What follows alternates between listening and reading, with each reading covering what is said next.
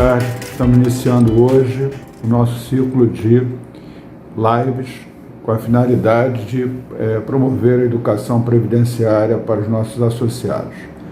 Para iniciar o nosso projeto, contamos hoje com a presença do nosso conselheiro suplente no Conselho Deliberativo da FAPES, o Dr. Sebastião Bergamini Júnior, que é uma pessoa estudiosa no ramo previdenciário, e através da sua didática ele trará os conhecimentos sobre a atual situação do nosso plano de benefícios, nosso PBB. Então, fiquem à vontade, aproveitem, ao final façam as perguntas que vocês entendam que sejam necessárias. Estamos aqui para poder trazer o maior número de informações possíveis para que todos sejam bem subsidiados na questão de entender as movimentações que ocorrem em relação ao nosso plano de pensão. Sebastião, pode começar. Boa sorte aí na sua live. Um grande abraço. Bom, vou fazer os disclaimers iniciais, tá? Eu, como suplente no CD da FAPES, eu quero deixar claro que as opiniões expressas nessa palestra são da minha autoria, da minha responsabilidade, e não representam o posicionamento de membros do CD. Segundo, o foco da minha palestra vai estar na situação do plano, ou seja, em aspectos atuariais nos quais eu não sou especialista pleno. Ele deve ser complementado por informações em outras duas áreas, na gestão de investimentos e na emergência de fatos decorrentes de ações na esfera judicial. Eu vou fazer a minha apresentação com base em números que estão nas demonstrações contábeis da FAPES. Portanto, elas não estão contemplando informações gerenciais descoladas das informações contábeis. Eu vou me basear nas demonstrações contábeis. Isso vai parecer muito quantitativo. No entanto, essa é a palestra inicial e o foco vai ser de longo prazo e a atenção vai estar em cima do conceitual. Rapidamente, a Previdência Social é repartição, a Previdência Privada é capitalização. As entidades de Previdência Privada se dividem entre as abertas e as fechadas. E as abertas, elas são fiscalizadas pela SUSEP e são normatizadas pelo Conselho Monetário Nacional e Conselho Nacional de Seguro Privado. Os produtos que eles têm são o VGBL e o PGBL, enquanto as fechadas, do qual faz parte a FAPES, tem regulação pelo Conselho Monetário e pelo Conselho Nacional de Previdência Complementar, com fiscalização pela Previc. Os produtos são os planos CD, CV e BD. Vamos falar dos produtos, né? O Vida Gerador de Benefício, ele é um seguro de vida, não é um plano de previdência, é um seguro com cobertura para sobrevivente, com contribuições não dedutíveis, e a incidência de imposto de renda é somente sobre os rendimentos. O PGBL, esse sim é um plano, é o plano gerador de benefício. As contribuições são dedutíveis até 12% da renda tributável. A incidência de imposto de renda é sobre as aplicações e o rendimento. Mutualismo não existe para os produtos privados, tá? VGBL e PGBL não tem mutualismo. E o mutualismo ele pode existir ou não para as entidades fechadas. O CD, ou seja, o plano de contribuição definida, é não mutualista. O plano CV, ele é parcialmente mutualista, porque ele é individual na acumulação e é mutualista na fruição. O plano, no nosso caso, ele tem mutualismo pleno, tanto na acumulação quanto na fruição. Os planos BD, o coletivo é um princípio, mas ele não deve gerar desequilíbrio contributivo, no que é chamado transferência patrimonial ou transferência de riqueza entre beneficiários do plano. Os benefícios programados são previamente estabelecidos e, portanto, a variável de ajuste é o custeio, que é determinado atuarialmente. O regime financeiro de capitalização se caracteriza por estruturar fluxo de contribuições que, aplicado durante o período de acumulação, geram receitas equivalentes aos valores atuais dos benefícios previamente estimados. A Lei Complementar 109 tornou o regime financeiro de capitalização obrigatório para planos BD. Para o financiamento de todos os benefícios previstos no PBB, o nosso plano, é utilizado o regime financeiro de capitalização conjugado com o método agregado. Eu vou me permitir saltar 3 slides, o 4. Aliás, Simone, eu esqueci de pedir que você avançasse para o slide 3, tá?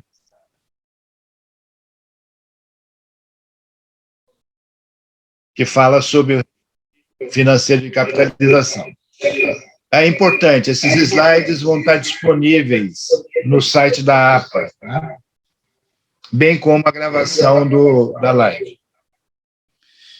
Então, eu vou saltar os slides 4, 5 e 6.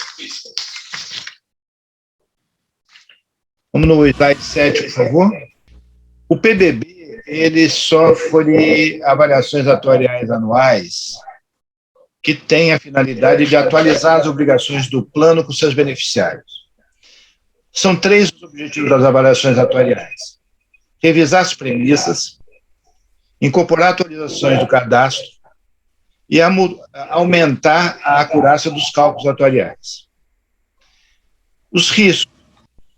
No contexto do atuarismo, essas análises devem levar em conta os riscos envolvidos, promovendo adaptações para a divisão de riscos comuns, de forma que não haja prejuízo a participantes ou grupo de participantes. Portanto, o mutualismo na gestão de risco tem o objetivo de reduzir o risco individual. Minha fonte é o relatório anual de atividades e as demonstrações contábeis que fazem parte desse relatório. Atualmente, o número de beneficiários do plano de benefício são 5.000 participantes, praticamente meio a meio ativos e assistidos, com tendência de aumentar o número de assistidos. Com o plano de saúde, a gente tem quase 11.000 vidas seguradas. Vamos falar da parte previdencial. As provisões matemáticas, em 31 de dezembro do ano passado, de 15,7 bilhões, mas ele podia ser desdobrado em duas parcelas. O valor atual dos benefícios futuros, 20,2 bi, e o valor atual das contribuições futuras, 4,5. 4,5 bi. Então, o que a gente pode ver é que o plano, ele tem uma dívida com seus participantes de 20,2 bilhões e ele tem a receber por conta de contribuições futuras de 4,5, o que dá um valor líquido de 15,7 bilhões. Esses 20 bilhões, eles têm um custo de carregamento. Ele tem um juro e uma correção monetária. O juro é o equivalente à taxa de desconto atuarial, que está em 4,82.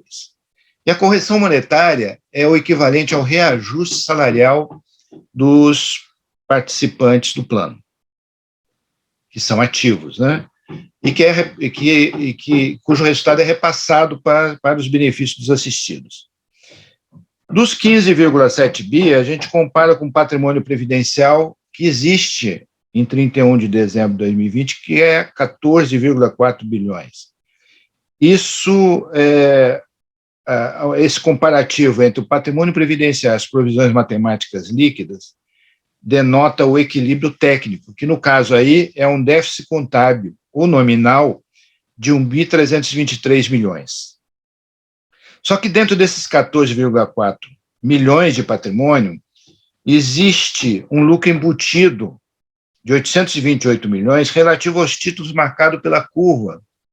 Ou seja, os títulos marcados pela curva eles estão precificados pela sua taxa intrínseca, que é 6,5%. Quando você traz esse fluxo de caixa pela taxa descontatorial de 4,82, ele revela um superávit, vamos dizer assim, de 828 milhões. Portanto, para efeito de equilíbrio do plano, o déficit não é 1,3, é 495 milhões, que equivale a 3,1% das provisões matemáticas. É importante ressaltar que dentro das provisões matemáticas existe uma dedução como parcela dedutiva, as provisões matemáticas a constituir, que em 31 de dezembro era de 1.745 milhões, correspondente ao saldo que os participantes devem por conta de 2 planos de equacionamento de déficit, o de 2015 e 2017. Por favor, slide 9. As premissas atuariais são aquelas premissas que orientam as estimativas do que o plano deve aos seus participantes. É bom saber é bom informar que as premissas atuariais não contemplam o custo de carregamento da dívida. Ou seja, aqueles 20 bi de provisões matemáticas, elas têm esse custo de carregamento, que no ano passado foi algo em torno de 9%, quase 10%, que é o resultado de 2 taxas. O juro real, que até setembro foi de 5,25%. O que é o 5,25%? É a taxa descontatorial. Acrescido de 4,31%. O que era 4,31%? Era a correção monetária, ou seja, era a correção salarial do dissídio de setembro do ano anterior. Dentro dessas premissas, a gente pode visualizar 2 grandes conjuntos, as econômicas e financeiras e as biométricas e demográficas. A principal premissa econômico-financeira é a taxa real do juro atuarial, que é o 4,82. Um outro que eu destacaria seria a projeção de crescimento real de salários, devido ao plano de carga e salário do banco, que é algo em torno de 3,2%, o grupamento técnico. O crescimento real dos benefícios é zero, já que, na realidade, o benefício está indexado ou está corrigido pelo reajuste salarial. Existe uma projeção de uma inflação anual futura estimada de 3,23 dentro desses cálculos, o que determina um fator de capacidade de benefício de 0,98. Isso é uma firula atuarial que diz o seguinte: o impacto da inflação vai resultar no aumento das reservas matemáticas de algo em torno de 30 milhões por ano. É algo assim. As biométricas e demográficas dizem respeito à mortalidade geral, à entrada em invalidez, morbidade, mortalidade de inválidos e rotatividade. As outras hipóteses contemplam a composição familiar, que, na realidade, estão vinculadas à premissa biométrica, na medida que a composição familiar ela determina o nível de pensões para viúva e filhos. E tem um ponto interessante aqui, porque a premissa de composição familiar para o participante ativo considera que 80% deles são casados. Quando os joiudos falam do excesso da contribuição sobre joia, é porque na cabeça deles está muito presente o serviço passado. Eles não podem esquecer que estão pagando, por exemplo, 80% do que seria o custo para fundear o pagamento de pensão. Tá? Bom, com base nessas primeiras impressões sobre quais são os fatores que determinam o crescimento das provisões matemáticas, a gente pode partir para o slide seguinte, o slide 10, onde tem a evolução das provisões matemáticas nos últimos 5 anos. Novamente, eu alerto que a análise numérica não é o objetivo. Tá? E o segundo alerta é que os dados que estão apresentados aqui são os dados contábeis, que não espelham gerencialmente a situação do plano. Mesmo porque o dado contábil é o dado efetivo, é o dado real para todos os efeitos. Tá? Nesse quadro, nós temos a provisão matemática inicial e temos os fatores que determinam a sua modificação para o saldo final do ano. Vamos pegar os 14,7 bi que existia no início de 2020, como é que se chegou a um total de provisão de 15,7 bi? Primeiro, o crescimento inerente das reservas, das provisões, ou seja, o custo de carregamento dessas provisões, 558 milhões. As alterações de premissa, 409 milhões. Eu desdobrei dentro das premissas a taxa descontatorial, por ele ser um evento não recorrente, e para efeito de análise a gente vai tratar deles em separado. Tá? E a redução da taxa descontatorial nesse ano deu impacto de aumento nas provisões matemáticas de 1.253 milhões. Nós temos também resíduos, que são alterações cadastrais, outro ajuste, 137 milhões. Do ponto de vista dedutivo, tá, o aumento das contribuições normais acarretou uma diminuição das provisões matemáticas de 1.403 milhões. Então, quando você pega o aumento ou redução do passivo atuarial, que passou de 14.700 para 15.700, ou seja, esses 953 milhões, ele advém de vários vetores. Tá? Para efeito analítico, os outros 2 próximos slides, eles desdobram valores que são importantes para se ter uma visão integrada de como evoluem as provisões matemáticas. Simone, por favor, slide 11. O 2, alteração das premissas, totalizam os valores que estão abaixo,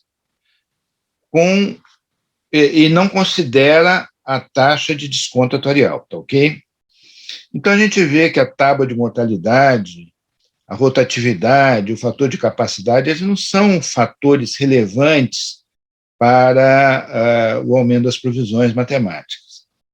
O que nós temos de relevante aí, por exemplo, é no ano de 2017, quando a administração chegou à conclusão que as provisões matemáticas relativas a pensões estavam muito subestimadas. E aí foi adotado família padrão e família real, e isso deu um impacto de 602 milhões. Foi uma pancada dura. No ano de 2020, nós temos ali como crescimento real de salário 448 milhões. Só que esse é um valor atípico e ele não reflete, essa linha não reflete, na realidade, o crescimento real de salário. Por quê? Porque, em média, o crescimento real de salário é de 3,2% sobre o quê? O benefício a conceder dos participantes ativos, que em 31 de dezembro de 2020 era de 10 bilhões. Então, algo em torno de 320 milhões ano é o que é esperado. Mas fora o ano de 2020, esse valor não consta.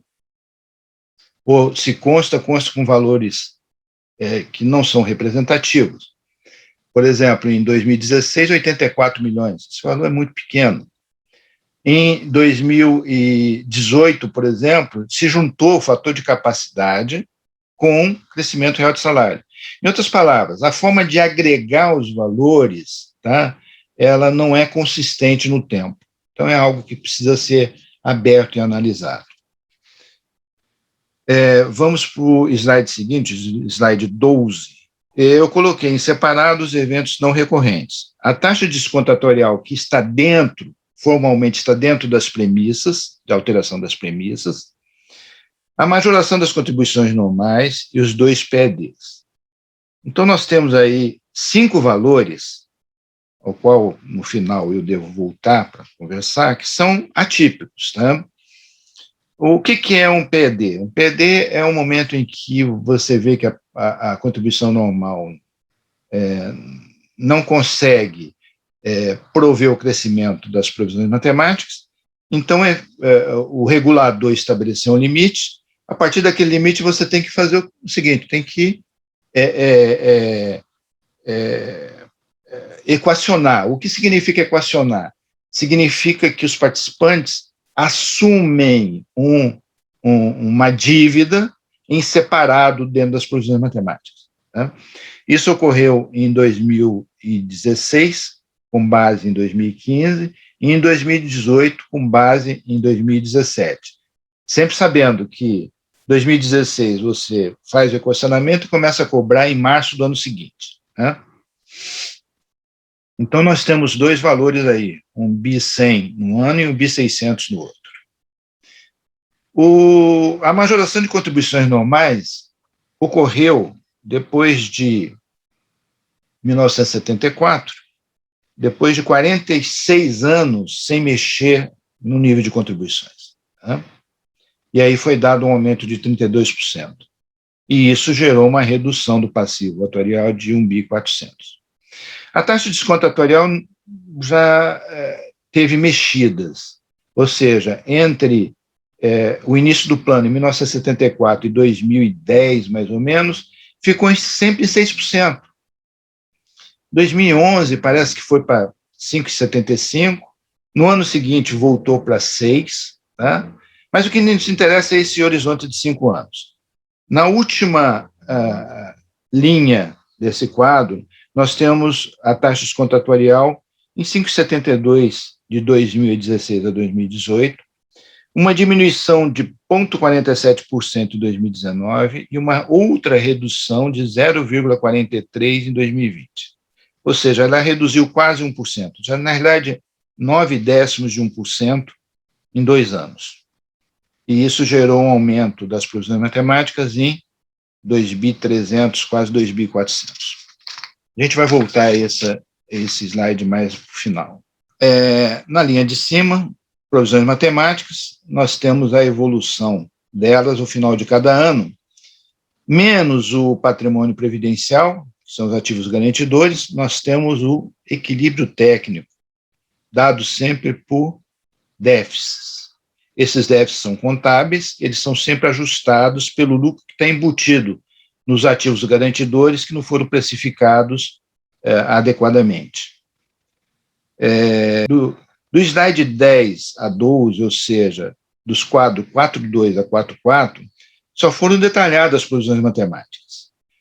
O quadro 4.5 que está nesse slide mostra o déficit ou superávit acumulado a cada ano. Né? Agora, o que nos interessa realmente para efeito de visualizar como anda a situação do nosso plano, ele vai estar nos slides seguintes, 14 a 17, que detalham os fluxos que afetaram as provisões matemáticas. Podemos ir para o slide 14, por gentileza. No slide 14, existe uma decomposição dos resultados, e isso aqui está com base no relatório de atividades. Esse quadro, ele diretamente tem um baixo poder explicativo, porque ele tem um nível de agregação de uma série de contas que deixa o leitor sem maiores informações. Por exemplo, logo depois do déficit acumulado inicial, tem a redução ou aumento do passivo atuarial. E a gente viu que o passivo atuarial tem meia dúzia de vetores importantíssimos. Aqui ele é apresentado por diferença. A terceira linha, pagamento de benefícios líquidos e outros, tá? Agrega uma série de informações, uma série de dados que são essenciais. Eu não quero saber qual é o valor líquido de meia dúzia de itens. Eu abri esse pagamento de benefícios líquidos logo embaixo, abertura. Por quê? Porque ele contempla as contribuições previdenciais. Vamos pegar o ano de 2020, de 510 milhões em 2020. Ele contempla o pagamento de benefícios, 946 milhões naquele ano, e contempla o custeio administrativo líquido, 39 milhões. A hora que você junta isso tudo, você deixa de ter uma visão muito clara do que está acontecendo. Mas essa mesma decomposição dos resultados, ela está nas demonstrações contábeis de forma mais aberta. No slide 15, a gente pode ver os itens que estão em vermelho, nos acréscimos e nos decréscimos, são exatamente aqueles itens que se referem às variações nas provisões. Agora, a variação na provisão é uma coisa, porque ela, na realidade, significa a variação do que o plano deve de forma líquida aos seus participantes. O que interessa para você saber em termos de fluxo é quanto é que entrou da coleta dos beneficiários do plano. Está ali, contribuições previdenciárias, 510 milhões. Qual foi o resultado dos investimentos? 787 milhões. São os dois itens que estão em preto no acréscimo. Né? E no decréscimo, pagamento de benefícios, 1.126. Custeio administrativo, 39. Outros valores, 14 milhões. Só que quando eu peguei esses valores na demonstração contábil, eu vi uma inconsistência. Então, eu fiz dois ajustes, dois grupos de ajustes para tornar esse quadro mais explicativos. Os dois ajustes consistiram em agregar a redução do passivo atuarial, que são todos os valores não recorrentes. Alterações regulamentares aconteceu de forma muito rara. Equacionamento de déficit aconteceu 2 vezes. Esse aporte do patrocinador faz parte do equacionamento do déficit. E majoração de contribuições normais aconteceu uma vez nos últimos 47 anos. Okay? Então, esses foram agregados. E eu desagreguei também o que estava como pagamento de benefício na demonstração contábil, porque o provisionamento do contrato da dívida, que ocorreu em 4 anos, tá? Ocorreu em 2017 a 2020, ele foi considerado como se pagamento de benefício fosse, quando na realidade ele é um estorno, ou melhor, é um provisionamento de algo a receber, não tem nada a ver com pagamento de benefício. Né? Então, pagamento de benefício efetivo, ele pega uma outra dimensão. Primeiro, porque ele é um valor crescente, levemente crescente, como deve ser. 757 milhões, 800 milhões, 856 milhões, 900 milhões, 950 milhões. Ou seja, ele cresce basicamente a base de 50 milhões por ano. Ok? Com esses dois ajustes, a gente chegou ao 4.9, que é o quadro seguinte. Eu acho que esse quadro é o quadro mais importante para se ter uma visão do que está acontecendo com o nosso plano. Aqui a gente faz a decomposição dos resultados ajustados por aqueles dois ajustes, tá? E o importante aqui é o conceitual, tá? E mais, aqui existe somente um rearranjo das rubricas, tá? Eu parto do equilíbrio técnico anterior e chego ao equilíbrio técnico atual com acréscimos e decréscimos. E aí as perguntas são mais bem respondidas. Por quê? Porque você tem como acréscimo a contribuição previdencial e o resultado de investimento, que são os dois itens que pagam os benefícios. E no grupo de decréscimo você tem o pagamento de benefício, tem o carregamento da dívida, que é o crescimento inerente com base na correção das provisões, tem as alterações das premissas, tem o custeio administrativo e tem outros valores que são residuais, além dos resíduos que nesse ano foram grandes, mas quando você pega por média dos últimos 5 anos, as coisas ficam mais claras. Por exemplo, nos últimos 5 anos, o que pagou o benefício médio de 855 milhões? Está na última coluna, tá? 451 de coleta e 1,5 bi de resultado do investimento. Bom, foram pagos benefícios de 855, mas há o carregamento da dívida de 740. E você tem alterações de premissas. Nós vamos voltar a esse raciocínio no slide 19. A gente está dando uma olhada nos principais vetores das provisões matemáticas, mas a gente tem que estar sempre consciente de que o que paga isso tudo é o custeio. É o custeio e o patrimônio, o recurso garantidor, representando o patrimônio previdencial, que está aplicado nas suas várias modalidades de investimento. Então, nós temos 3 pontos relevantes. O primeiro deles é, sim, quanto é que custa esse plano para a gente? Olha, ele tem sido progressivamente encarecido.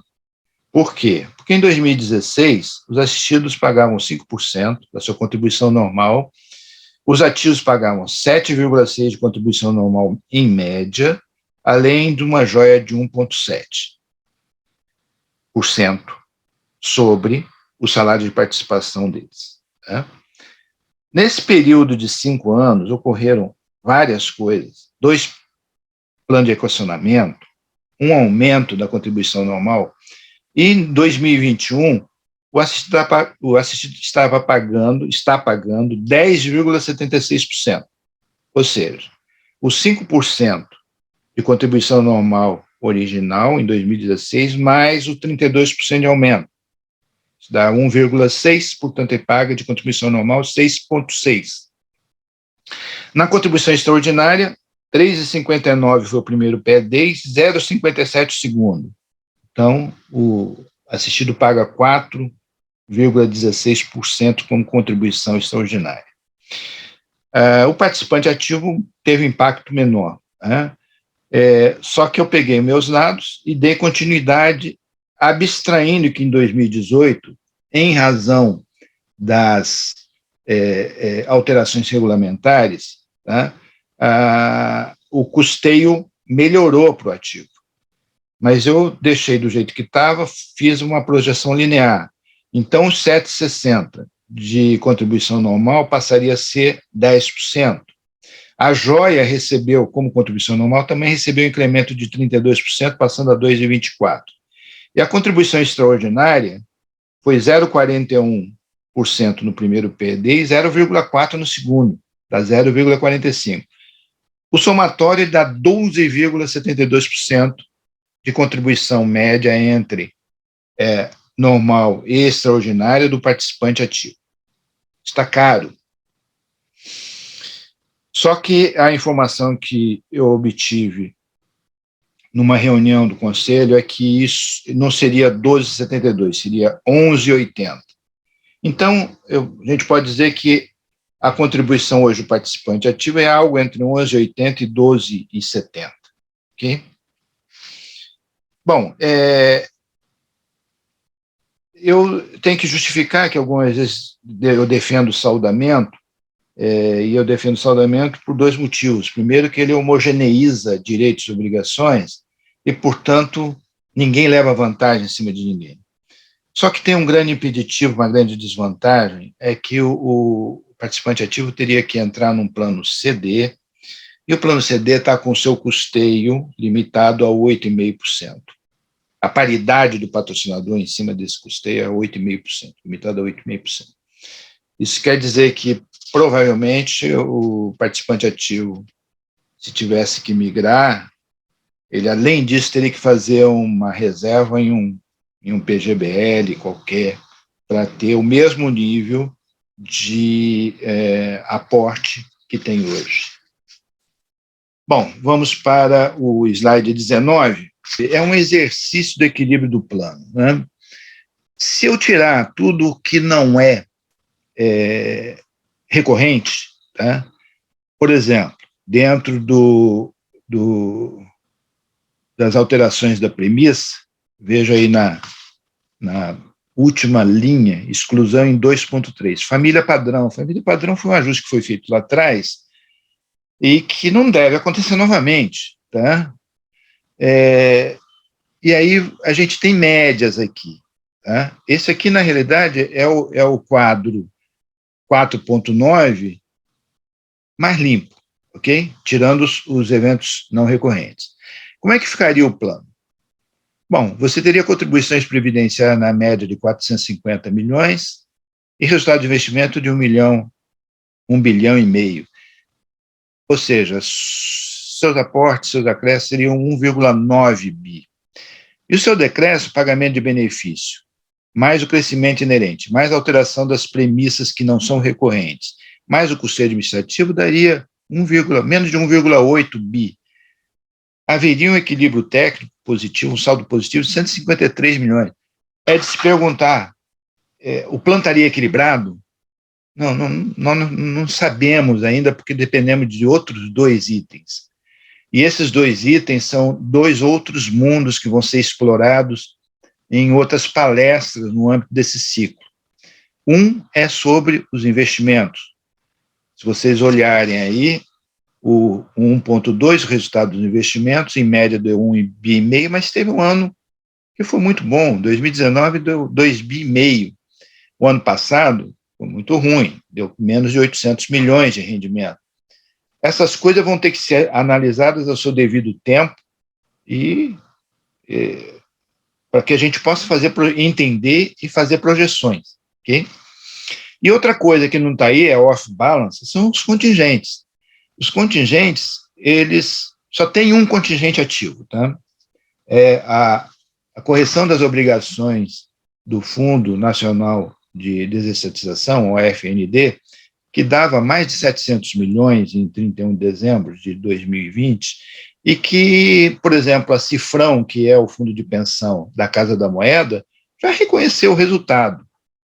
A FAPES ainda não reconheceu o resultado, porque está aguardando, tá, o desfecho disso, que seria a validação dos cálculos.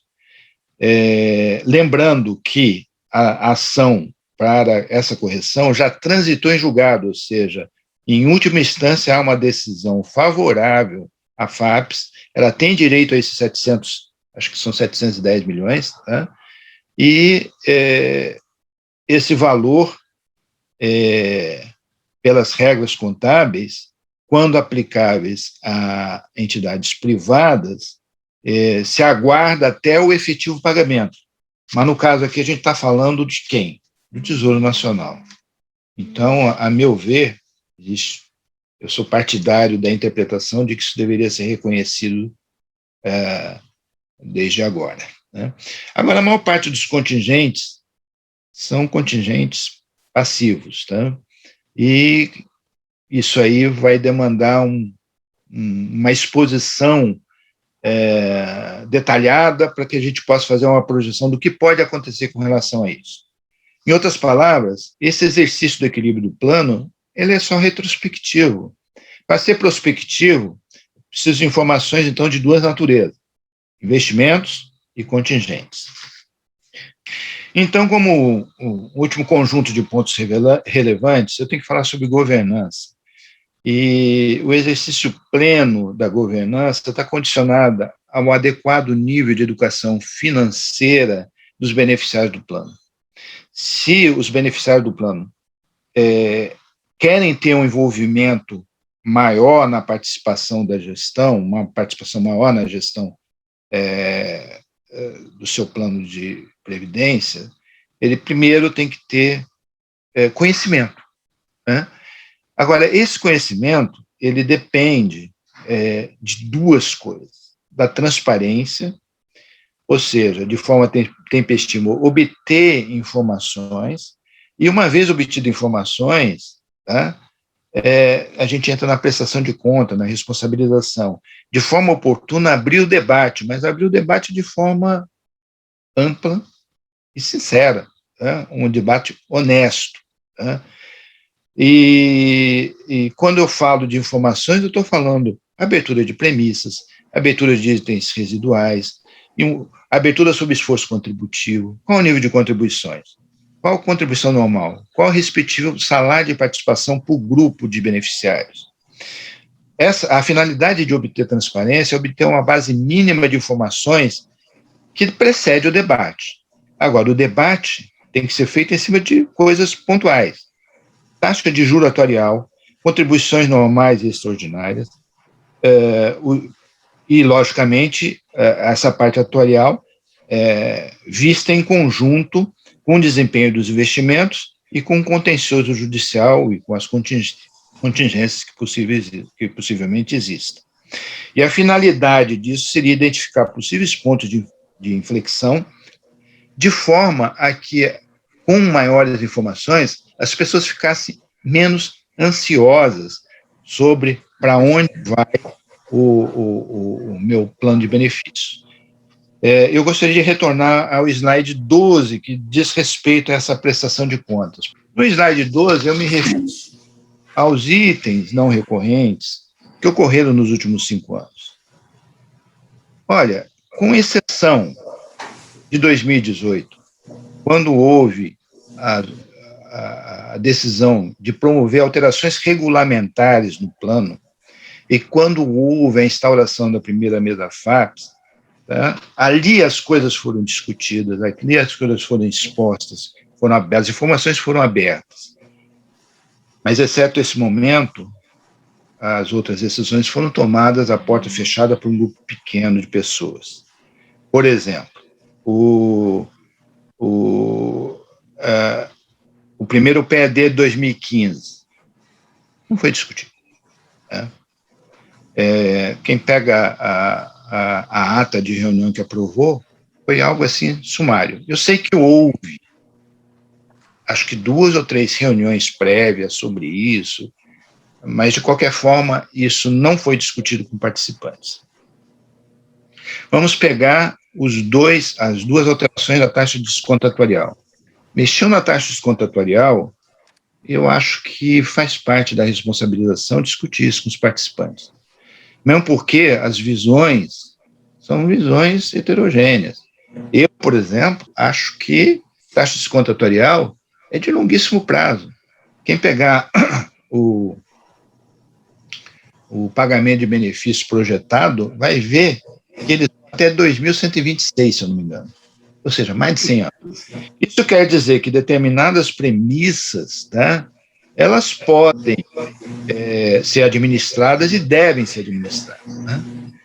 Com relação à majoração das contribuições normais, foi uma surpresa para participantes ativos, para assistidos, para o próprio patrocinador.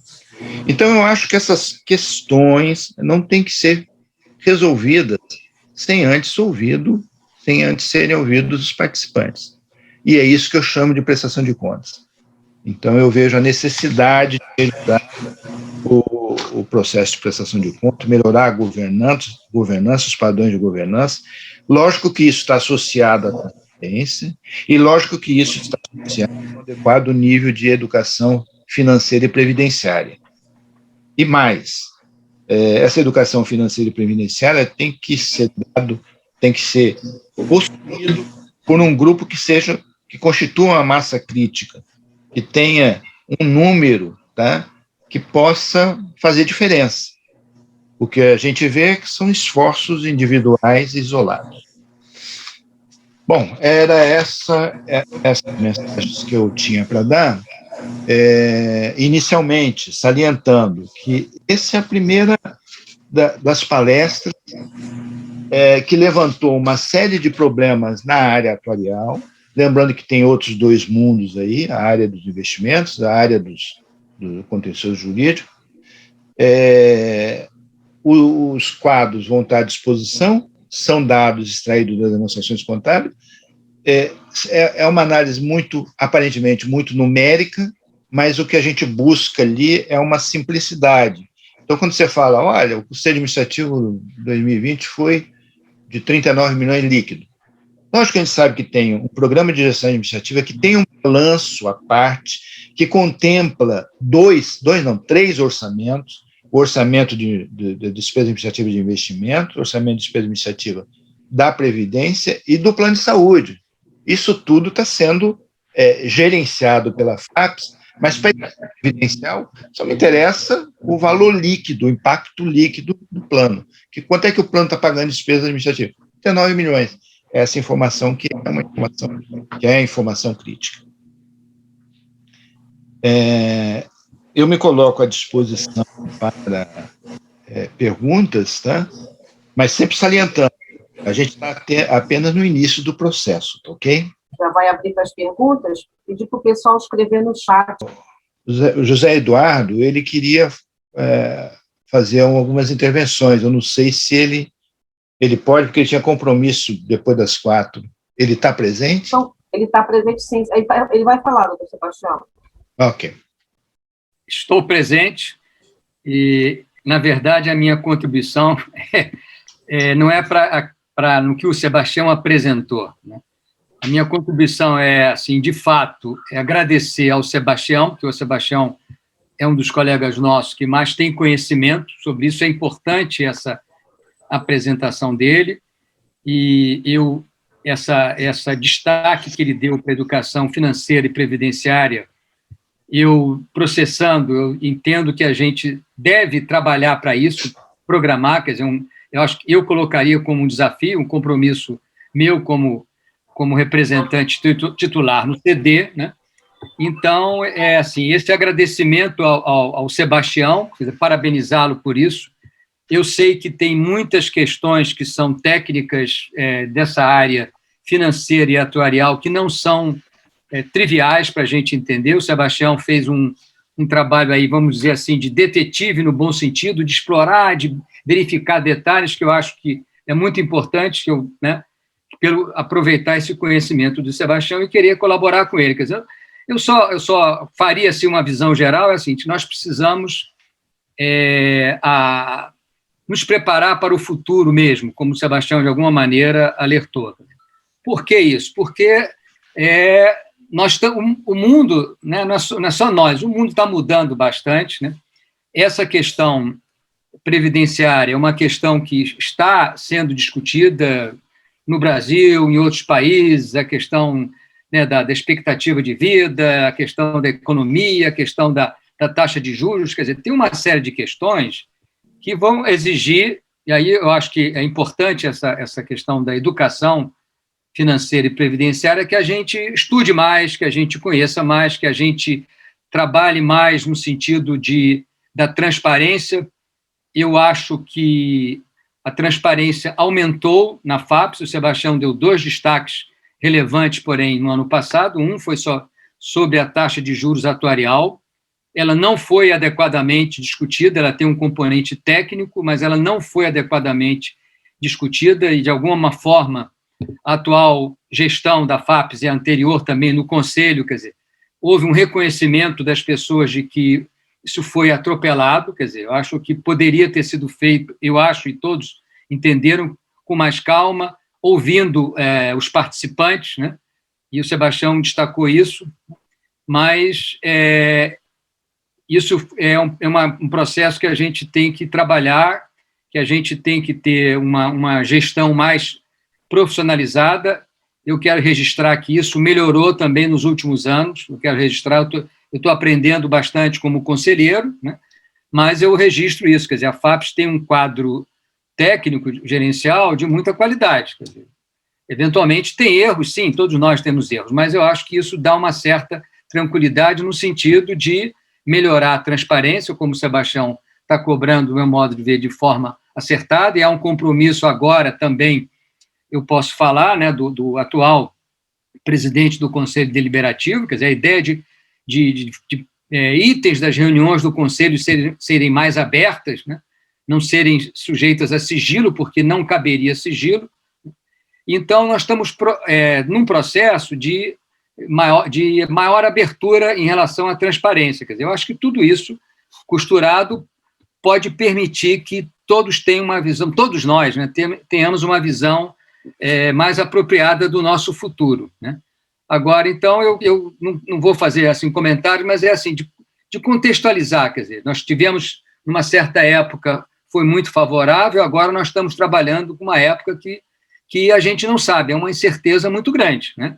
Então, a gente precisa ter tranquilidade de estudar, de ouvir as pessoas que têm temas a apresentar e conversar entre nós também, quer dizer, muita conversa entre nós, técnica e não técnica, para a gente ter maturidade para ir, pouco a pouco, tomando as decisões que foram necessárias, que não são, da forma que o Sebastião apresentou, também não seriam tão trágicas assim, mas é importante a gente, conhecer e ter maturidade. Essa é a minha observação. Então, agradecer e parabenizar o Sebastião pela apresentação.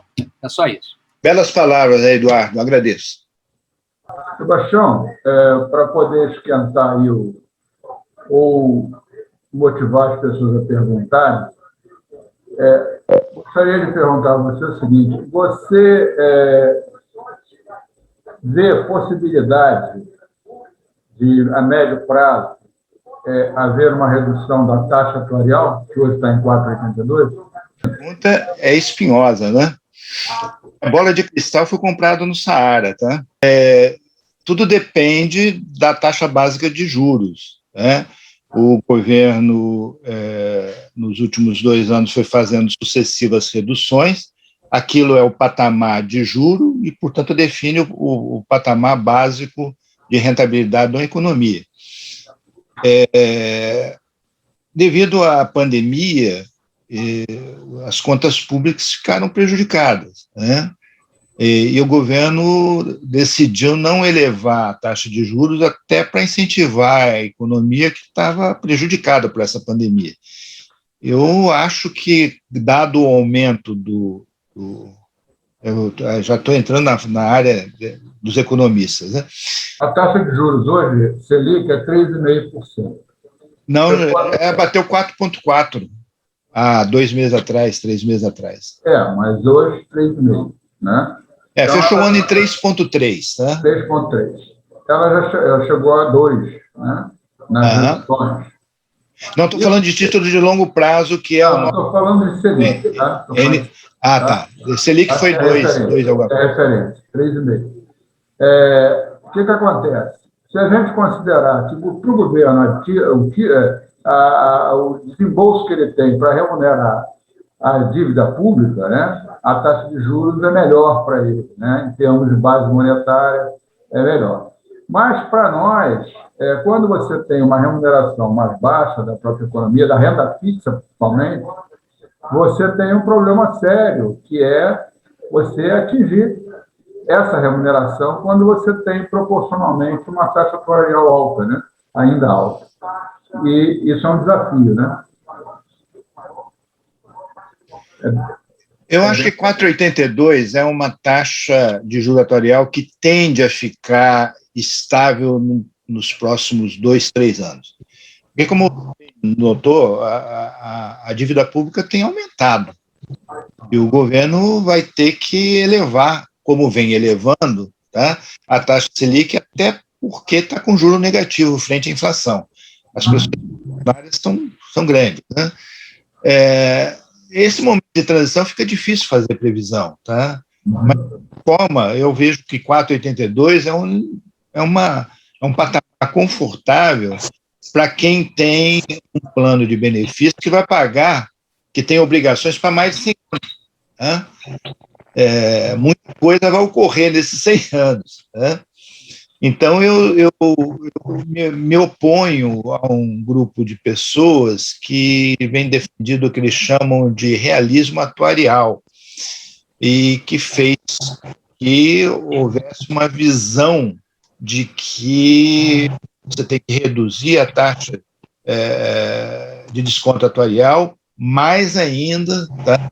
E que você tem que fazer todos os estudos para pegar tudo que for possível débito atuarial para registrar, e isso é um momento atípico, isso tudo no momento atípico, porque esse ano a gente teve baixo retorno do investimento, o ano que vem provavelmente vai ser a mesma coisa, né? O ano que vem com relação ao resultado desse ano, né? Então, eu não sei, a gente está aqui fazendo ilações com uma base informacional meio prejudicada. Você viu que na parte atuarial tem algumas perguntas ali que não foram respondidas, né? Eu espero participar como ouvinte da palestra sobre a parte de investimentos, tá? Até para poder, vamos dizer assim, consolidar os meus conceitos sobre o que está acontecendo e o que pode acontecer no futuro. Tá? Ok, Sebastião. A Beth levantou a mão e o Melvin levantou a mão. Então, Beth, por gentileza, faça seu questionamento. Boa tarde a todos. Eu queria saber a respeito desse último desconto que nós começamos a ter agora a partir de maio, acho que, se não me engano, foi maio, que a gente já estava descontando 2015.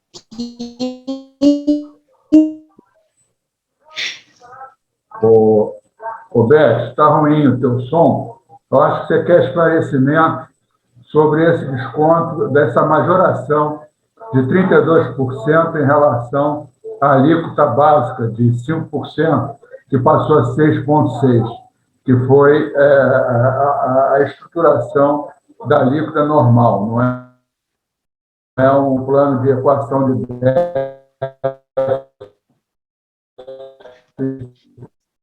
a alternativa você escrever no chat. Sebastião, por favor. Eu acho que é isso. Eu queria saber mais informações. Na realidade, o aumento da contribuição normal, ela passou a ter vigência a partir de abril. Portanto, o primeiro contra-cheque em que ele apareceu foi do início de maio. Né?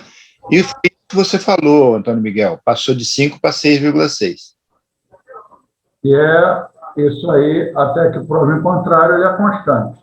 Não tem prazo, ele é estrutural. Estrutural, isso aí.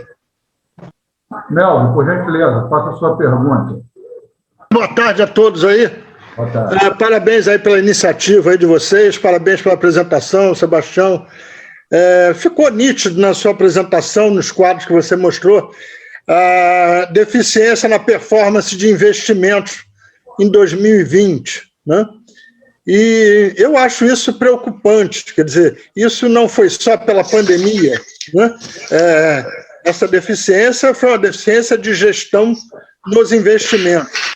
Eu acho que seria bom a gente fazer uma reunião focada em investimentos com um grupo de pessoas que queira dar opinião, sentimentos e críticas com relação ao que tem sido feito na gestão de investimentos, porque isso é preocupante.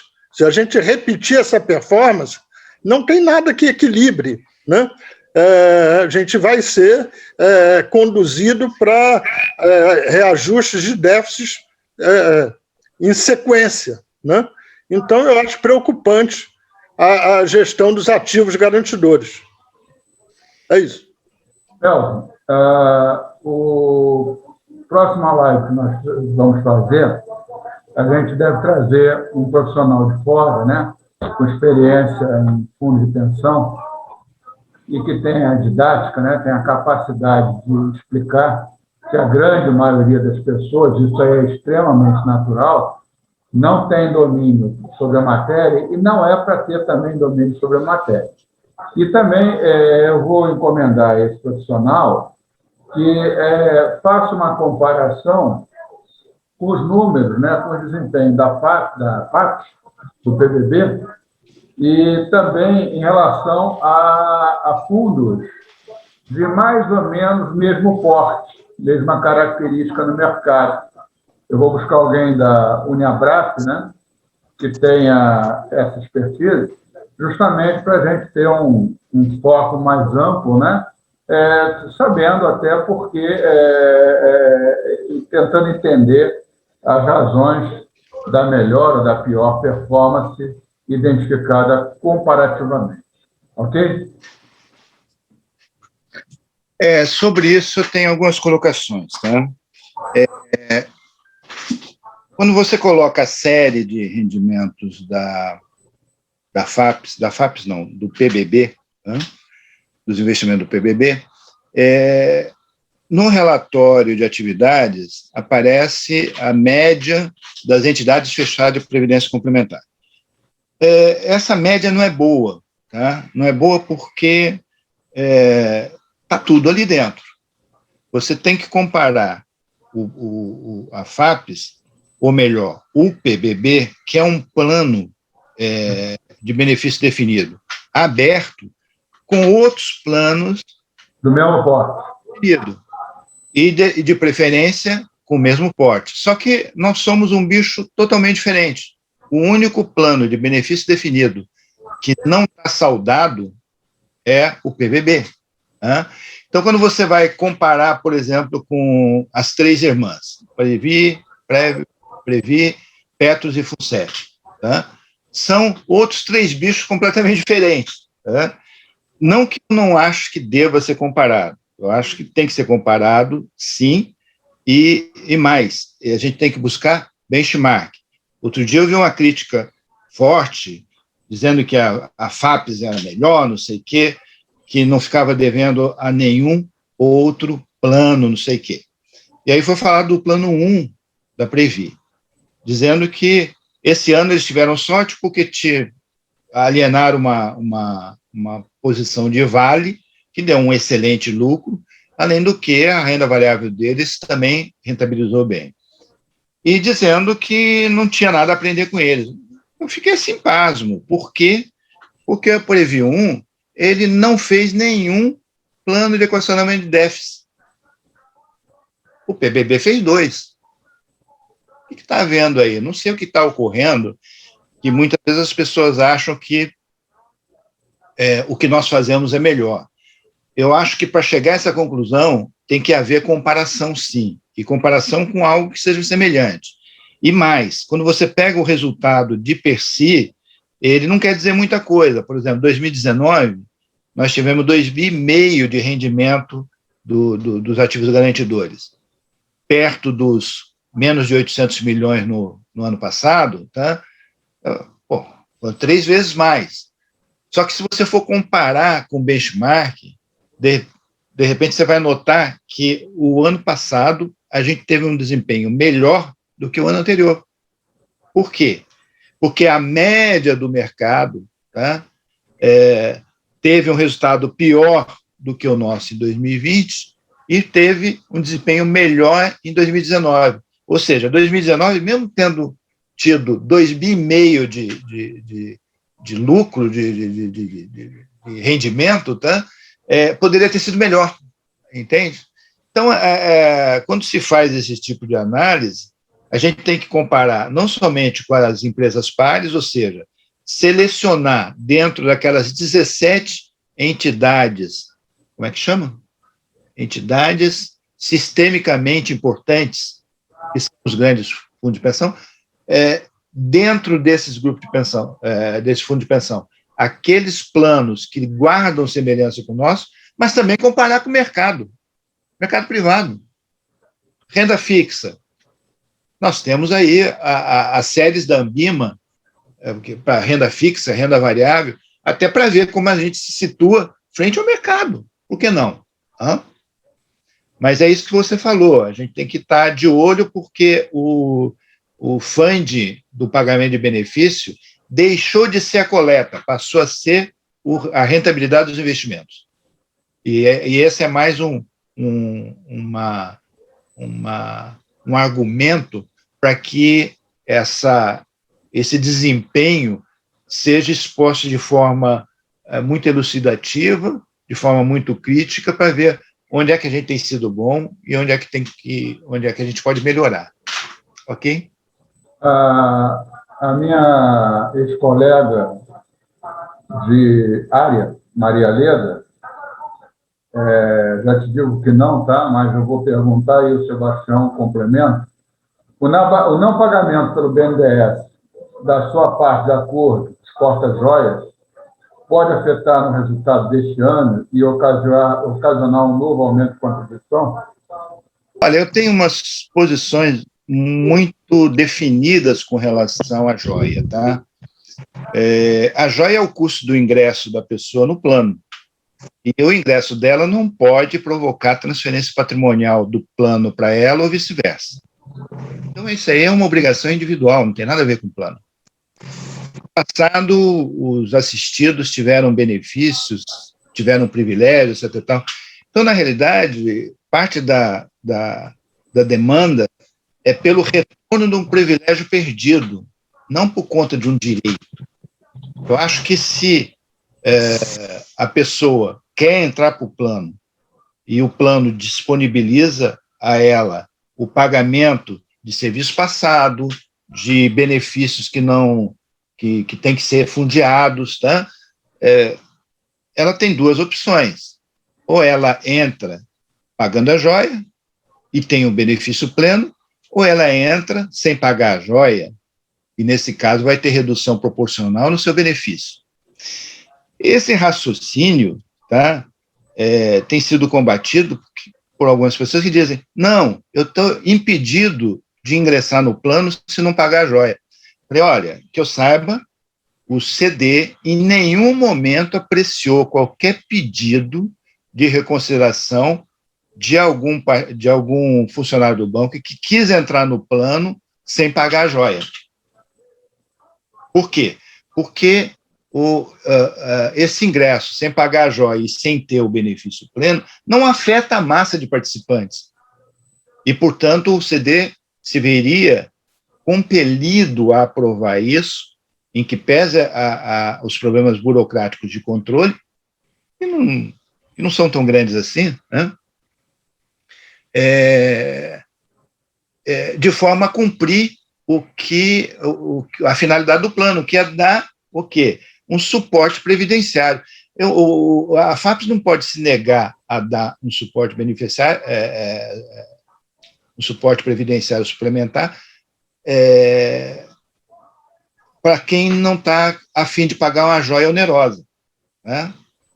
Por quê? Porque não existe impedimento no estatuto, não existe impedimento no regulamento do plano e não existe impedimento também na decisão que disciplina o pagamento da joia.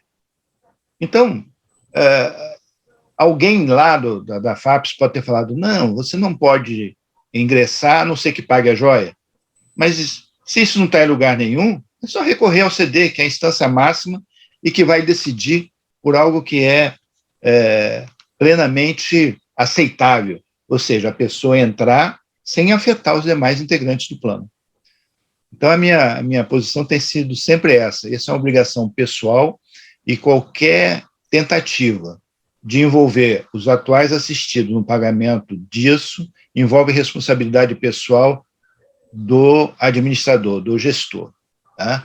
Ele é um gestor que deve dever fiduciário, ele está ali para gerir e ele tem limites, ele não pode transferir recursos de A para B ou de B para C, tá? Sob pena de responder com seu patrimônio pessoal. Isso aí. Respondido, Leandro? De cara, não. Não vai afetar e não afeta em nada. Mas aí o Sebastião esclareceu o Instituto da Joia, né? Agora, na prática, isso nunca aconteceu, Sebastião. Que eu saiba, sempre morreu no caminho, eu não sei aonde que morre, com essa, digamos, lenda urbana, que você não vai entrar se você não pagar joia. Então, não sei se isso aí alguma vez chegou ao CD. Que eu saiba, não, a não ser que tenha entrado antes de março de 2017. Tá? E nesse caso, de alguma forma, eu saberia, porque é algo, vamos dizer assim, um ponto fora da curva, é algo que se chama atenção. Quando você tem a relação de atas e as pautas, aquilo saltaria aos olhos, né? Antônio Miguel, eu vou me permitir, ao final, um pouco mais ao final, responder uma demanda do Ísio sobre a CGPAR 25, tá? Pode responder agora, que eu não estou vendo nenhuma pergunta. Ok. O Ísio veio falar sobre o que a administração havia decidido e que saiu, inclusive, no investidor institucional, de que a FAPES estaria aderindo a um índice para correção dos benefícios dos assistidos. Isso não é verdade, tá? E, inclusive, no capítulo do próprio CD, houve pessoas que questionaram se não deveria ser enviado um uma mensagem para corrigirem esse equívoco, tá? Mas vamos lá, a CGPA 25, ela no seu inciso, no artigo 4º, inciso 5º e 6º, ela quer desvincular a paridade dos benefícios dos assistidos com relação ao reajuste dos participantes ativos. Qual é o impacto disso? Eu fiz um artigo que saiu no A Palavra 226, em setembro do ano passado, mostrando que entre 2011 e 2020, o reajuste do benefício ficou 8%, pouco mais de 8%, acima do IPCA. O Cláudio Abreu tem uma série de estatísticas e ele mostra que entre 94 e 2000, o IPCA superou o reajuste salarial em quase 4%. Não importa ver qual é o valor que está correto, porque antes de 1990, os benefícios, aliás, os reajustes do pessoal da ativa sempre foram generosos, tá? Então, você tem ciclos onde existe arroxo. Por exemplo, entre 95 e 2003, nesse período de 9 anos, o reajuste do pessoal da ativa do BNDES sofreu perda de 26%. Então, o que a gente está falando em termos de futuro? Eu não sei, tá? Eu não sei porque o que me passa pela cabeça é que a orientação do patrocinador, a orientação da CGPA ao patrocinador é reduzir custo previdenciário. Agora, esse custo previdenciário pode ser feito sem mexer em algo que mexe com a Constituição, tá? Ou seja, quais são as saídas do patrocinador? Aumentar o número de PLR, conceder um abono aos ativos sem contrapartida do assistido, para o assistido. Então, houve uma decisão, uma resolução do CNPC, de número 40, que saiu de dia 30 de março, estabelecendo uma série de medidas que envolvem um processo de alteração desse índice de reajuste. Mas eu vou falar de 4 itens que, para mim, contraindicam isso. Primeiro, a paridade do benefício com relação ao reajuste salarial do pessoal da ativa, ela mexe na estrutura de custeio e de benefícios e promove a transferência patrimonial. Em outras palavras, você pode fazer uma lei impedindo que os atuais ativos percam a paridade do benefício mais adiante? Pode, porque você tem o conceito do expectativa de direito. Mas não deve porque você mexe na estrutura de benefícios, fazendo transferência de renda de um grupo para outro. Tá? Aí, o que o pessoal imaginou? Não, a gente faz isso com os ativos e estende para o assistido. Estender para o assistido, você bate de cara com o inciso 36 do artigo 5 da Constituição. É direito adquirido. Não pode mexer. E eles querem mexer. Tanto querem que a resolução CGPA 25 fale explicitamente que vai ser feito aos atuais assistidos. Ok. Bom, então, além de haver o problema da paridade, que é diferente disso, você tem a questão do direito adquirido. Tem um terceiro problema, porque o CNPC, quando colocou lá a sua resolução 40, botou, entre outras coisas, que você tem que comprovar a efetiva necessidade de que deve alterar a correção, o reajuste salarial por um índice. Não tem como você comprovar isso, porque retrospectivamente você vai pegar que período? Se você pegar o período de 94 a 2020, há uma perda. Então, se você mudar a paridade salarial para o índice, você vai onerar o plano. Então, você teria que vir lá do início, 1974, e pegar toda aquela... E nisso você teve meia dúzia de mudanças de moeda. É um negócio complicado, né? E o quarto ponto, é a independência da entidade fechada de previdência complementar, que é uma entidade de direito privado. E mais, os dirigentes têm o dever fiduciário, têm responsabilidade civil e individual, respondendo com seus bens. Por quê? Porque você tem uma determinação do executivo, a CGPAR diz, tem que mudar. Tem uma possibilidade dada pelo regulador, a resolução 40 do CNPC não diz que tem que mudar, diz que você pode. Foi uma posição meio covarde, do tipo assim, você faz o que você achar melhor, tá?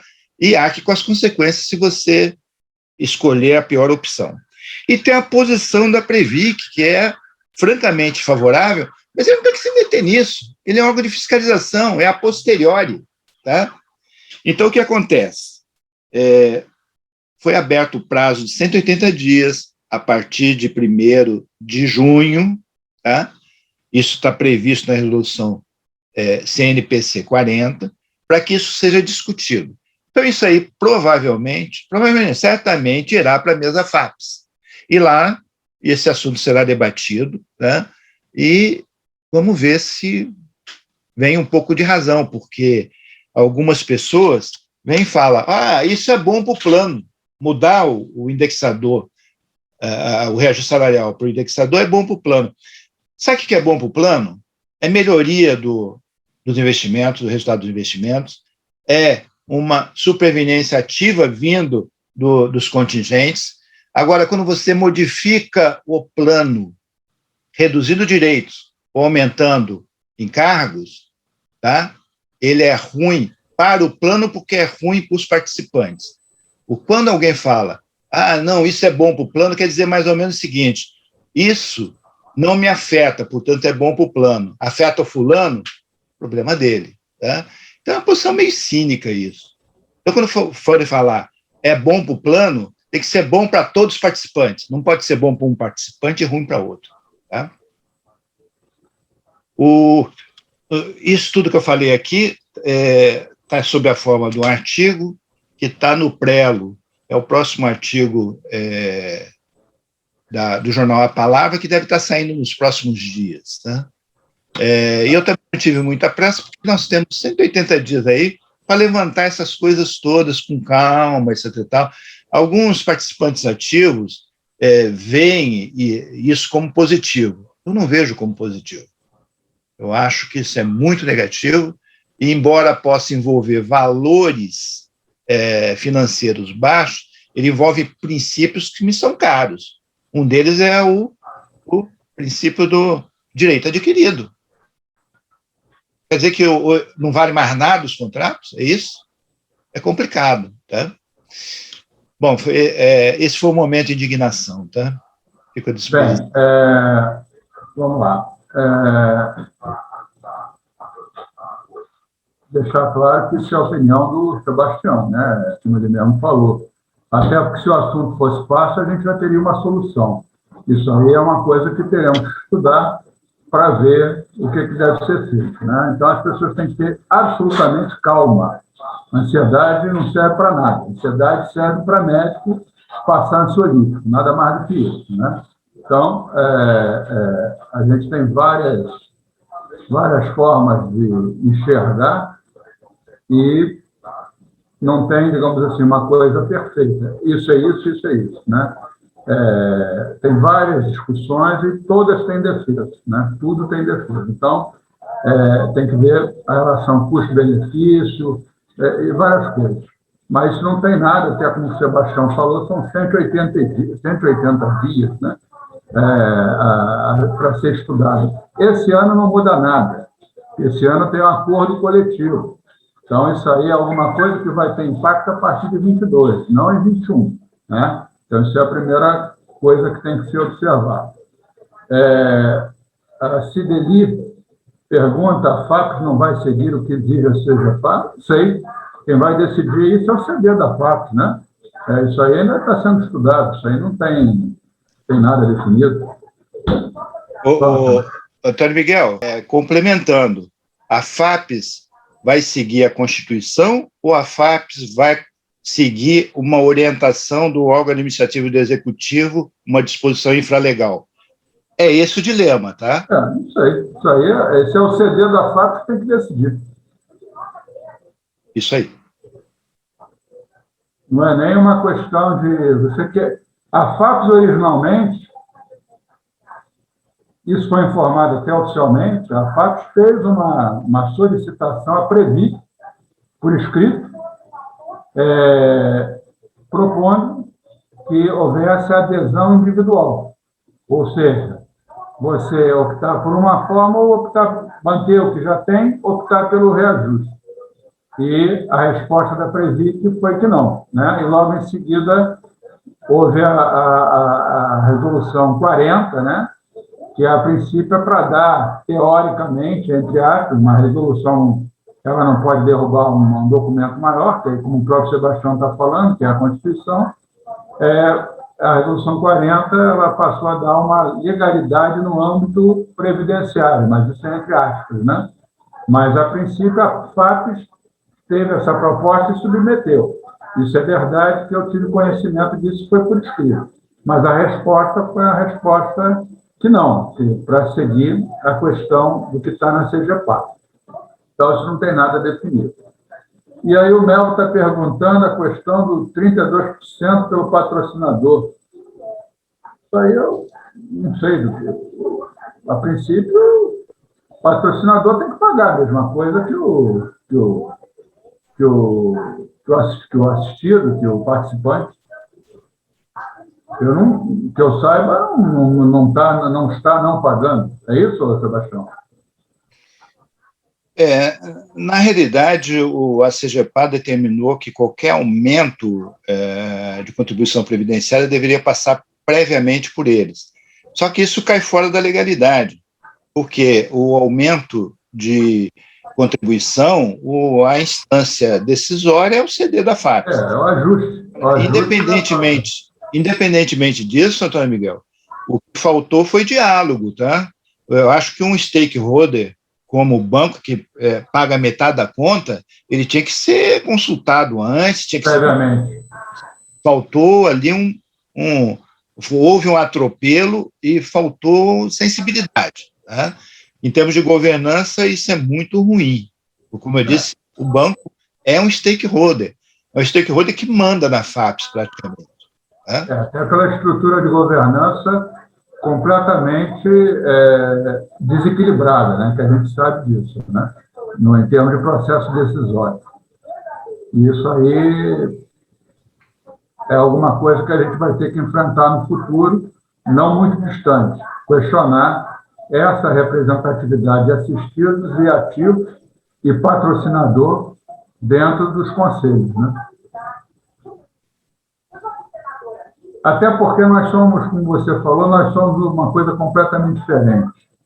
Normalmente, um BD, quando o BD ele é extinto, né, quando você consegue o benefício da sua aposentadoria, qualquer BD no mercado, os que ainda poucos estão abertos, não tem contribuição do patrocinador, nem contribuição do assistido. Vai viver do que foi feito em termos de poupança, de reserva.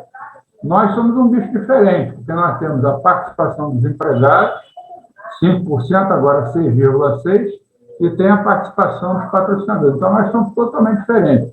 E graças a isso, a situação atuarial do plano não está pior, porque os desequilíbrios estruturais do plano, que deveriam ter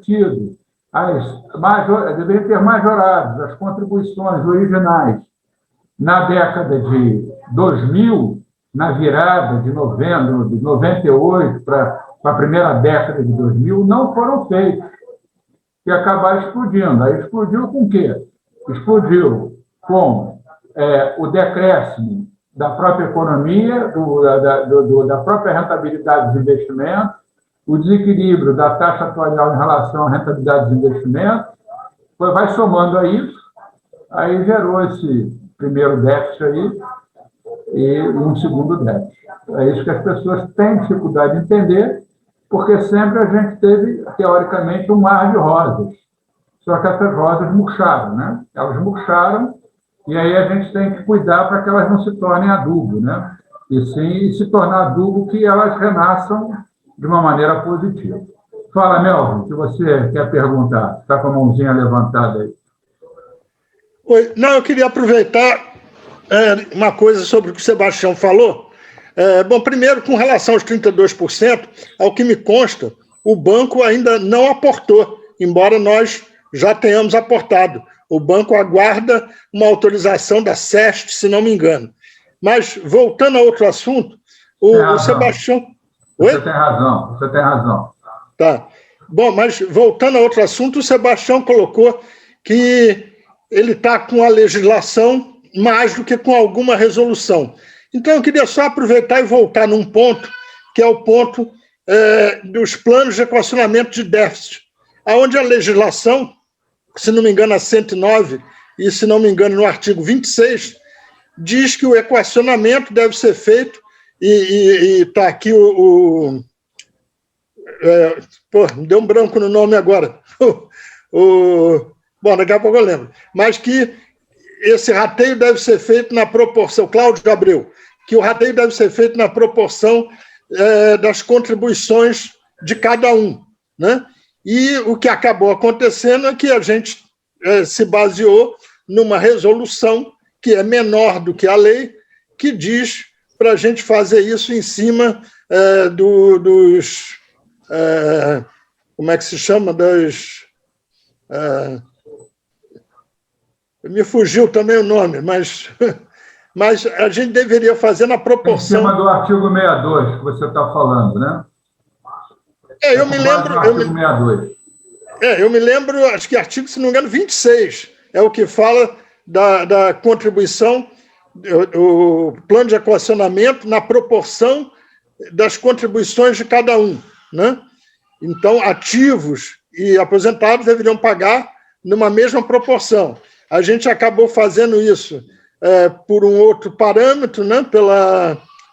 Pelo atuarial lá, pelo acumulado atuarial, e hoje a gente paga muito mais conforme o quadro que o Sebastião mostrou, né? Hoje a gente está pagando quase 10% e contra 12% dos ativos, né? Eu queria só que o Sebastião fizesse considerações sobre isso. Quando foi feito o rateio do Plano de Equacionamento de Déficit 2015, foi utilizado o conceito de reservas, o que estava previsto numa resolução CGPC, tá? O antigo CNPC. A lei complementar fala em contribuições, em benefícios, aliás, não em contribuições, em benefícios. E a tal resolução que veio complementar, na realidade, foi para resolver um caso do Banco do Brasil como patrocinador da Previ, porque, dados superávites, não havia mais contribuição por parte dos assistidos, lá da Previ. Então, esse rateio com base nas reservas deu essa desproporção contributiva, onde os assistidos tiveram um percentual 13 vezes e meia maior do que o percentual de contribuição do participante ativo.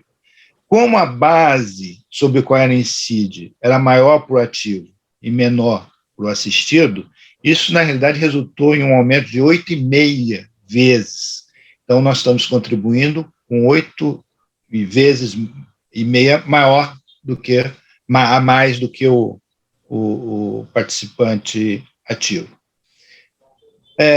Isso foi um dos motivos que me levou a me candidatar em 2017 e entrar no Conselho Deliberativo, tá? E durante os 2 anos que eu tive lá, eu fiz reuniões com o atuário interno, com o atuário externo, com o advogado interno, com o advogado externo, e fiz 3 reuniões na Previc, tá? Tudo atrás de esclarecer o que tinha acontecido, porque aquilo vai contra toda a lógica que sustenta o custeio do plano de previdência. Eu não consegui chegar a uma situação, a uma solução, Até que, recentemente, vendo a forma como se provisionava os custos de desativação de plataformas de petróleo, eu vi que a resposta estava ali. E como é que se faria isso? Faria-se o rateio com base nas contribuições, sim, mas, na realidade, com base nos benefícios projetados e benefícios efetivos. Para o assistido é benefício efetivo, para o ativo é benefício projetado. Em outras palavras, se utiliza como base de rateio o salário de participação, que, aliás, é a mesma base para a contribuição normal, né? Com isso, 3,59%, quase 3,6% de contribuição do assistido cai para 1,277%, menos de 1,30%. Eu peguei esse estudo em março, dei entrada no conselho e pedi para ser examinado. O conselho estava sendo alterado em sua composição e, de lá para cá, transcorreram 5 reuniões, tá? E essa matéria está sendo pautada para a próxima reunião, final desse mês. O que eu acho que tem que ser feito? Isso tem que ser discutido de forma isenta. Agora, tem um problema de governança, tá? Quando foi aprovado o PD de 2015, todos os 5 integrantes do então Conselho Deliberativo eram todos ativos. Não havia um assistido para levantar o dedinho e falar: vem cá, por que pegaram como base de rateio as reservas e não os benefícios projetados e benefício efetivo? E tinha 2 formas de fazer. Tá? Não foi perguntado, não tem nada registrado nas atas. Tá? Então, achei muito ruim uma decisão que prejudicou sensivelmente os assistidos, tenha sido decidido apenas pelos ativos.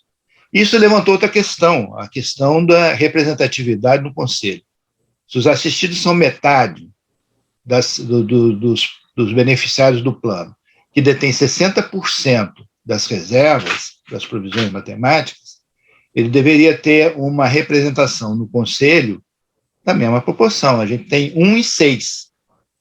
Deveria ser 3 e 3. Então, eu entrei com outro pedido também para que isso fosse examinado pela área jurídica, que fosse avaliado. Por quê? Porque a representatividade adequada garante uma legitimidade maior para as decisões que lá são tomadas. Né?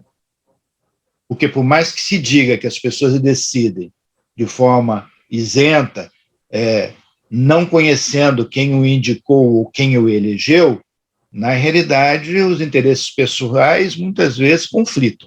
Tá?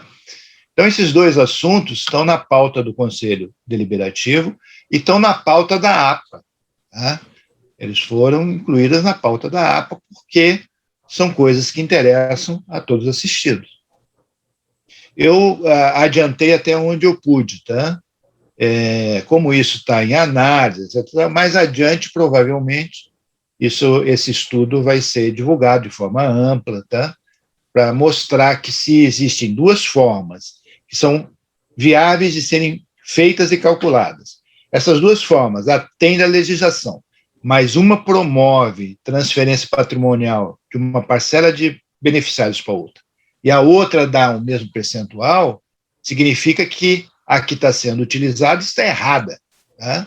E é isso que tem que ser discutido, de preferência sem paixão, de preferência de forma técnica, de forma civilizada. Valeu, Sebastião. Obrigado. Tá. Aí, De nada. Conforme foi acordado previamente com o próprio Sebastião, quando ele levantou o assunto,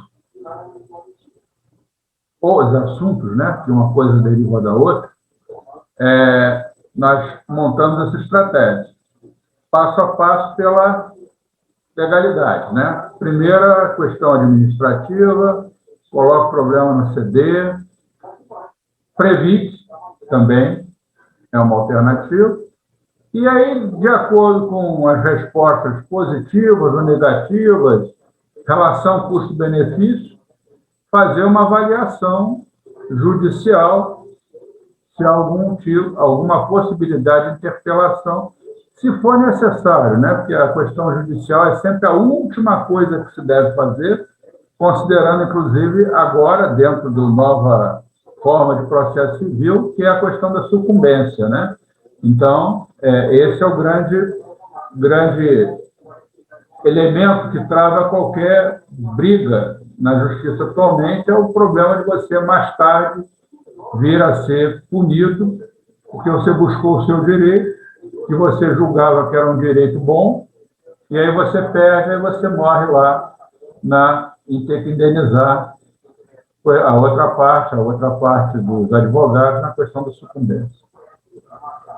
Correto, Sebastião?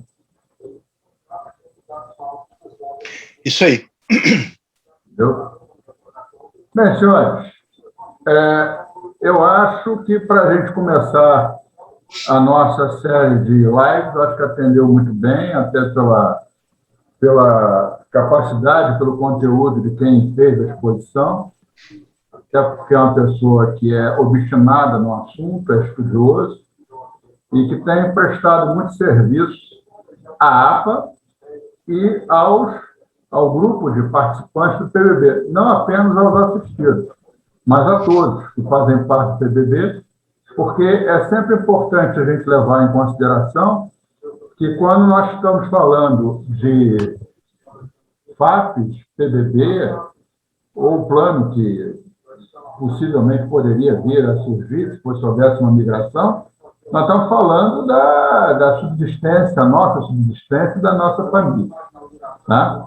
E a gente está começando um ciclo, né, de desafios, né, que é esse ciclo aí, primeiro previdenciário, mas depois, mais à frente, a gente tem um outro desafio que eu vejo como até mais perigoso para nós, que é a questão paz, é a questão do plano de saúde, né? Que no momento nós estamos amparados por uma liminar, que tanto a APA quanto a FBNDES, né? Houve a contratação do escritório do ex-ministro Aires Brito, e que conseguimos uma liminar em que está impedido, né, que a CGPAR 23, a resolução CGPAR 23, seja colocado em prática, né, seja colocado em operação, o que ali prevê. Porque todos nós, quando entramos no banco, isso aí é uma questão de RH, a gente passou a ter uma assistência médica extensiva aos nossos dependentes de primeiro mundo, ao custo zero. Ou seja, nós não temos nada similar no mercado. Ou seja, e a CGPAR 23 fala em partição, fala em pelo menos 50%. Então, a gente tem aí alguma coisa aí para se preocupar, até porque todos nós vamos ficando com mais idade e as doenças elas se tornam mais constantes, né? Elas se tornam mais companheiros das nossas vidas, né? Então, só agradecer a presença de vocês, tá?